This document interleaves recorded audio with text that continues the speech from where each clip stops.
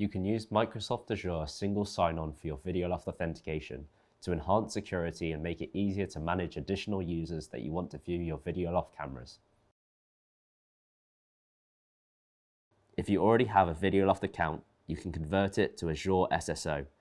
Just log in using your standard Videoloft credentials and go to Account. Click on Sign in with Microsoft to convert your account. Enter your Microsoft Azure username and password and give Videoloft the permissions requested. That's it. Your account now uses Azure SSO. So when you want to log in, just click the Sign in with Microsoft button and enter your Azure credentials.